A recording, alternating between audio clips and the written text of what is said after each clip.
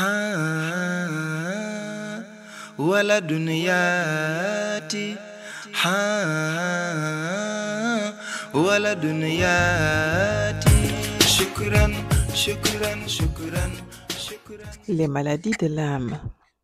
L'âme est un sujet qui a longtemps suscité de nombreuses interrogations, aussi bien sur son existence, sa nature, son fonctionnement ou même sa finalité. Cependant, il y a une minorité parmi les élus de Dieu qui connaît parfaitement toutes ses particularités, même si elle constitue un grand mystère pour la majorité des êtres vivants. Coran, sourate 17, verset 85.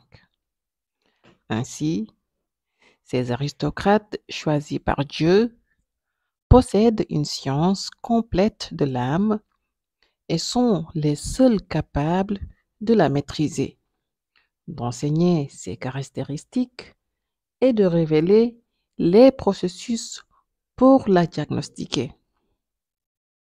Maulaya Seydi Mohamed El-Cheikh nous enseigne qu'on peut observer 3 états liés à l'âme.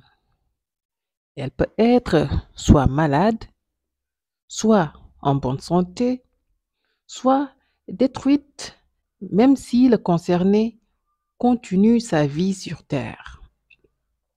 Afin de déterminer sur quelle phase parmi les 3 se trouve son âme, il faut analyser religieusement ces ajustements. Premièrement, les conduites de celui qui a une âme malade, une paresse à faire ses actes d'adoration. Ce symptôme montre que la personne ressent un fort dynamisme pour toutes les activités qui n'ont rien à voir avec ses obligations envers son Seigneur. En revanche, son corps éprouve une fainéantise extrême quand il s'agit de ses occupations religieuses. Il serait plus apte à courir 5 kilomètres que de prier 2 rakas et néglige ses 5 prières quotidiennes. En effet, l'adhérent qui manifeste cet état n'accomplit pas entièrement ses 5 prières. Même s'il s'en acquitte totalement, il attend un moment qui l'arrange pour les faire alors qu'il n'avait aucune contrainte. L'aversion des enseignements religieux. L'individu qui éprouve cet état affiche une répulsion, un écœurement et une hostilité pour tout ce qui est religion. Inversement, il extériorise un grand intérêt pour les futilités, le libertinage et les débauches. De plus, il s'active à développer et à propager les égarements et les péchés. L'égocentrisme. Les gens qui ont ce sentiment démontrent une avidité résultant d'une préoccupation pour leur propre bien-être et un mépris de celui des autres. Ils n'agissent qu'en leur propre intérêt, au détriment des autres. Ils convoitent toutes les richesses de la terre et souhaitent la pauvreté pour les autres. Déni de la vérité tout en connaissant pourtant son authenticité. Ce caractère propre à certains est assimilable à l'orgueil devant l'exactitude des informations apportées. Ces personnes hautaines n'accepteront jamais la vérité et sont prêtes à la combattre avec tous les moyens à leur disposition pour la faire taire ou disparaître. Car si cette vérité se répand, cela portera atteinte à leurs images ou à leurs intérêts. L'abandon de la bonne conduite et la dépendance à l'égarement. En ayant cette conduite, l'individu s'affaire seulement dans le mal et l'impureté avec un enthousiasme déconcertant. Même si on a cité que quelques comportements qui reflètent la maladie de l'âme, il faut savoir qu'il en existe d'autres qui aident à détecter une âme dysfonctionnelle. Cependant, il est plus important de trouver un remède. Pour ce faire, seul un guide religieux qui détient le secret de l'âme est en mesure de la rétablir dans un état normal car il est compétent pour la diagnostiquer. Il est habile pour discuter avec elle et peut déterminer ses manquements pour la guérir complètement. Effectivement, pour la traiter, le maître mystique peut lui prescrire soit le zikr de la prière sur le prophète Mohammed, paix et salut sur lui, l'invocation d'un ou de plusieurs noms de Dieu, la lecture du Coran, l'aumône légale, le pèlerinage à la Mecque, l'expression de la bonne parole, etc. Toutefois, il est capital que celui qui pense avoir un des vices de l'âme aille rapidement trouver un médecin spirituel.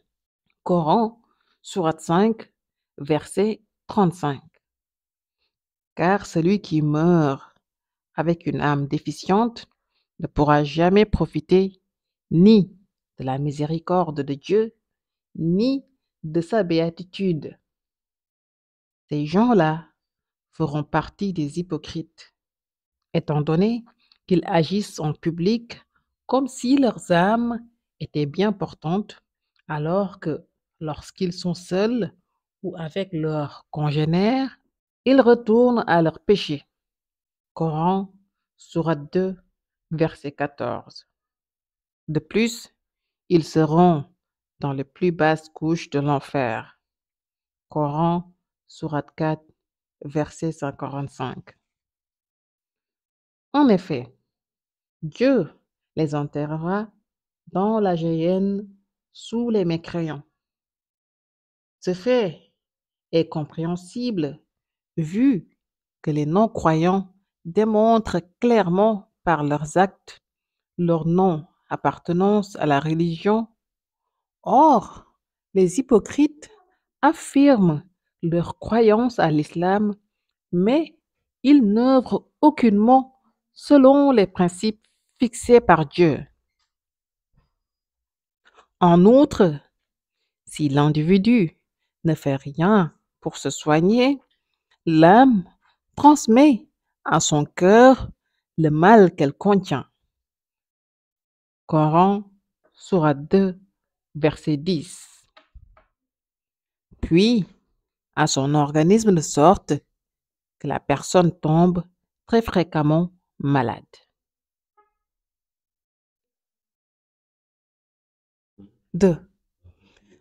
Deuxièmement, les comportements de celui qui a une âme en bonne santé.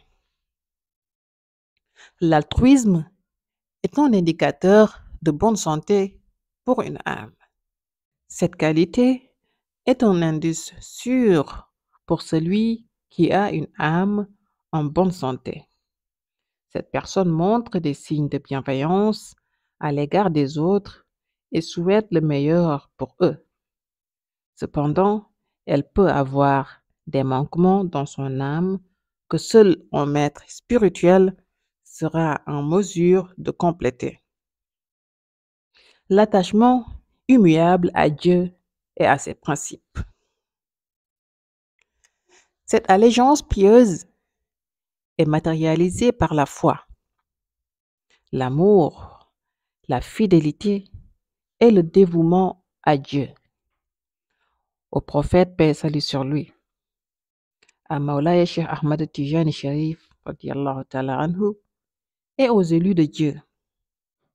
S'il ne restait seulement qu'une heure à vivre au croyant qui est dans cet état, il la passera dans l'adoration de Dieu. Une motivation pour les actions cultuelles. Le fidèle qui connaît cette réalité éprouve une envie, une fierté et une totale dévotion pour toute pratique religieuse. Gêne à proférer des paroles blasphématoires et outrageantes. Le croyant qui possède cette qualité n'exprime que la bonne parole. Elle a même honte lorsqu'il lui vient l'idée de prononcer une offense. Il est plus disposé à songer à ses propres défauts et à la manière à laquelle il peut s'en séparer au lieu de s'occuper de ceux des autres. Une heureuse apparence lors de l'exécution du culte est un indicateur d'une âme en bonne santé. Le fidèle se trouve dans un état bienheureux grâce à l'accomplissement des obligations religieuses. Durant ses investissements dans le chemin de Dieu, son apparence fait qu'il est même prêt à librement renoncer aux biens terrestres tellement il est comblé dans l'adoration de Dieu. De surcroît, il a une grande volonté pour se réveiller à l'aube pour accomplir sa prière ou son zikr. Une sensibilité spirituelle du fidèle lors du zikr. La personne avec une âme bien portante ressent des manifestations mystiques lors de ces séances d'oraison.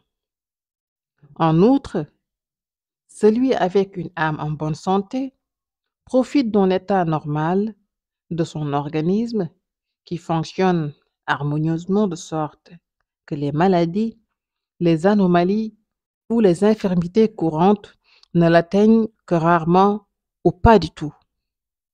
De plus, il a un amour sincère et illimité pour Dieu, le prophète Mohammed paix et salut sur lui, et Mawlaya Cheikh Tijani, radiyallahu ta'ala anhu. Les comportements de celui pour qui l'âme a été détruite. Si une personne est habituée à invectiver les hommes de Dieu, alors on peut déclarer avec certitude que son âme est détruite. C'est quelqu'un qui n'est jamais d'accord avec les saints et profère avec emportement des injures à leur endroit. De plus, il doute même du niveau mystique de son propre maître spirituel et du grade que ce dernier aurait pu obtenir auprès de Dieu. Par exemple, l'âme détruite d'un Tijane commence à se questionner sur les faveurs que Dieu a accordées à Mawlaya Cheikh Tijani Sharif, radiyallahu ta'ala anhu. C'est-à-dire qu'elle se demande si Mawlaya Cheikh a reçu l'exclusivité des secrets de la voix tijane directement du prophète, paix et salut sur lui, s'il a pu atteindre le degré de Katmiya et Khatmiya, s'il possède tel ou tel grade, etc. Par ailleurs, le malheureux avec une âme détruite doute même du bien fondé de l'islam et a tendance à virer vers la facilité. Des pensées obscures l'envahissent, comme le fait de se demander s'il ne serait pas mieux de délaisser les pratiques islamiques et d'aller travailler pour accumuler de la richesse. Si le jour du jugement dernier aura lieu, si l'enfer ou le paradis existe, etc. Mawlaya Seydi Mohammed El-Cheikh nous apprend les causes de destruction de l'âme selon les enseignements de Mawlaya Cheikh Ahmed Tijani Sharif radiyallahu ta'ala anhu. La première cause et l'outrage envers un élu de Dieu. C'est comme si l'âme du responsable de cet outrage recevait l'équivalent d'une bombe atomique qui la réduirait à néant, ainsi que l'environnement sur lequel elle était installée. Ce qui est très grave. En plus, il est important de comprendre qui est considéré comme étant un élu de Dieu. Maulay Seydi Mohamed El-Cheikh enseigne qu'il s'agit de celui que Dieu compte parmi les bons musulmans et pas seulement d'un saint avec des grades élevés. C'est pour cela qu'il est conseillé d'adopter la prudence envers les musulmans qu'on ne connaît pas explicitement. La deuxième cause concerne le tijane qui a une âme en bonne santé. Effectivement, le disciple tijane qui a l'habitude de dormir durant les séances de wazifa en groupe du matin et de l'après-midi a de fortes chances que son âme soit anéantie s'il continue à le faire. Ceci, même si l'adepte avait dans son cœur l'amour du prophète, paix et salut sur lui. De Mawlaya Cheikh Ahmad Tijani radiyallahu ta'ala anhu, de la voix tijane. Le disciple saura que son âme a été anéantie s'il constate qu'il regresse en motivation et en bon comportement vis-à-vis de Dieu, de l'islam et de la voie tijane. Son amour envers le prophète, paix et salut sur lui, et Mawlaya Cheikh faiblira. Il reniera la voie tijane et ira progressivement vers l'apostasie.